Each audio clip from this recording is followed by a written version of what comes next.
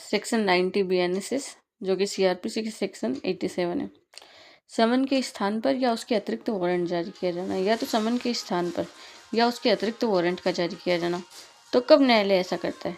न्यायालय किसी भी ऐसे मामले में जिसमें किसी व्यक्ति की हाजिरी के लिए समन जारी करने के लिए संहिता के द्वारा सशक्त किया गया है, ठीक है, ऐसे कारणों से जो अभिलिखित किए जाएंगे उसके पश्चात उसकी गिरफ्तारी का वारंट जारी कर सकता है। तो न्यायालय, अगर कोई व्यक्ति न्यायालय में हाजिरी के लिए किसी व्यक्ति के विरुद्ध समन जारी किया गया है और वो नहीं आता उन कारणों से, उसके लिए गिरफ्तारी वारंट जारी किया जाएगा। लेकिन समन के स्थान पर भी वारंट कब जारी किया जाएगा? यदि या तो समन के जारी किए जाने से पूर्व या पश्चात, किंतु उसके हाजिर होने की नियत समय से पूर्व। जब उसको न्यायालय में हाजिर होना है उसके नियत समय से पूर्व न्यायालय का विश्वास करने का कारण है कि ऐसा व्यक्ति या तो फरार हो गया है या समन का पालन नहीं करेगा। फर्स्ट कंडीशन तो ये हो गई कि ऐसा समन जारी किए जाने से पहले या उसके पश्चात। न्यायालय का ऐसा समाधान हो जाता है कि ऐसा जो व्यक्ति है वो नियत समय पर हाजिर होने के लिए उसे कहा गया है, उस समय न्यायालय में या तो हाजिर होगा नहीं, समन का पालन नहीं करेगा, या वो फरार हो गया। तब न्यायालय समन के स्थान पर वारंट जारी कर सकता है। और यदि वह ऐसे समय पर हाजिर होने में असफल रहता है या ये साबित कर दिया जाता है कि उस पर समन की तामील सम्यक रूप से सम्यक समय में कर दी गई थी, उसके तदनुसार उसके पास हाजिर होने के लिए उचित अवसर था और ऐसी असफलता के लिए कुछ उचित प्रतिहेतु नहीं दिया जाता है। दूसरा क्लोज इसका ये कह रहा है कि अगर वह ऐसे समय में हाजिर होने में असफल रहता है, ठीक है, और ये साबित कर दिया जाता है कि उस पर समन की जो तामील है वो ऐसे समय में कर दी गई थी जबकि उसके पास हाजिर होने के लिए पर्याप्त समय था कि वह न्यायालय में हाजिर हो सके, उसके पश्चात भी वह हाजिर हुआ नहीं, और हाजिर नहीं होने का उसने कोई सफिशिएंट कोज भी नहीं बताया है कि मुझे ऐसी परेशानी थी या ऐसी कोई दिक्कत थी, ऐसा कोई सफिशिएंट न्यायालय को कोज भी नहीं बताया है, कारण भी नहीं बताया है, उचित प्रतिहेतु भी नहीं दिया है कि भाई मैं किन कारणों से नहीं आ सका, रीजनेबल एक्सक्यूजेस भी नहीं दिए हैं कोर्ट में, तो न्यायालय समन के स्थान पर वारंट जारी कर सकता है। तो इस तरीके से जहाँ पर समन जारी किया जाना था वहाँ न्यायालय समन के बदले सीधे वारंट जारी कर सकता है। ये थी अपनी सेक्शन 90 CRPC की सेक्शन 87। अब हम देखते हैं सेक्शन 91। सेक्शन 91 क्या कहती है, जो कि CRPC की सेक्शन 88 है। हाजिरी के लिए बंद पत्र या जमानत पत्र लेने की सख्ती। किसी व्यक्ति के हाजिर होने के लिए बंद पत्र या जमानत पत्र लेने की सख्ती।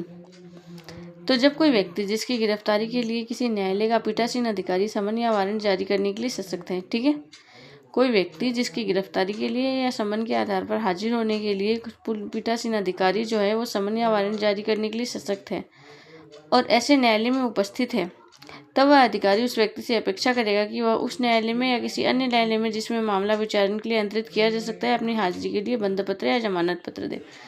कोई व्यक्ति जो समन पर आ गया या गिरफ्तार करके लाया गया है, ठीक है, और वो उस समय न्यायालय में उपस्थित है, तब न्यायालय का जो पीठासीन अधिकारी है वो उससे ये अपेक्षा करेगा कि वो न्यायालय में अपेक्षित तारीख पर आने के लिए कोई बंद पत्र दे अपनी हाजिरी के लिए या कोई जमानत पत्र दे। बंद पत्र स्वयं का, जमानत पत्र में प्रतिभू होंगे साथ में, तो ऐसा कोई बंद पत्र या जमानत पत्र दे। अब इसकी सेक्शन 92 कहती है अगर वो नहीं आता ऐसे बंद पत्र या जमानत पत्र का भंग करता है तो क्या प्रोसीजर होगी।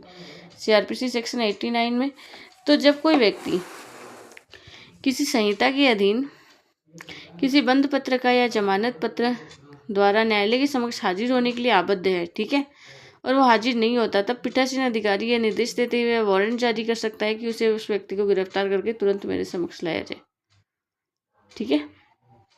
तो अगर कोई व्यक्ति ऐसा नहीं करता है, बंद पत्र भी दे दिया उसने, बेल बॉन्ड भी दे दिया, बॉन्ड भी दे दिया, और फिर भी वो पर्टिकुलर टाइम जो न्यायालय ने बता रखा है उस टाइम पर न्यायालय में हाजिर नहीं होता है, तो उसके लिए वारंट जारी हो सकता है। CRPC सेक्शन 9 और BNSS सेक्शन 93। इस अध्याय के उपबंध जो हैं वो साधारणतः समन और गिरफ्तारी के वारंट को ही लागू होंगे। समन और वारंट, उन्हें जारी करना, उनके तामील करना, उनका निष्पादन करना संबंधी जो भी प्रावधान है वो अध्याय 6 में है, और इस अध्याय के अधीन जारी किए गए समस्त गिरफ्तारी के प्रत्येक समन और गिरफ्तारी के प्रत्येक वारंट को यथाशक्य लागू होंगे। जहाँ कहीं भी कोई समन जारी होता है या कोई गिरफ्तारी की जाती है तो वो सभी BNSS के अध्याय 6 से 6 से लागू होगी। ठीक है, बीएनएसएस का अध्याय 6 उन पर लागू होगा। इस तरीके से अपना ये अध्याय 6 कंप्लीट हुआ। इसमें हमने समन को जाना, वारंट को जाना। समन पे हाजिर नहीं होता है तो वारंट जारी किया जाता है, वारंट पे हाजिर नहीं होते उद्घोषणा निकाली जाती है, उसे उद्घोषित व्यक्ति घोषित किया जाता है, उसकी संपत्ति को कुर्क किया जाता है। और उसके अलावा भी कुछ अन्य आदेशिकाएं हैं जिसमें कि हमने अभी हेडिंग्स देखी थी कि समन के स्थान पर वारंट जारी कर सकता है, फिर हाजिर होने के लिए बंद पत्र या जमानत पत्र ले सकता है, उसका भंग करने पर क्या प्रोसीजर है, और समन वारंट को यही अध्याय लागू होगा। इस तरीके से ये चैप्टर अपना 6 कंप्लीट होता है।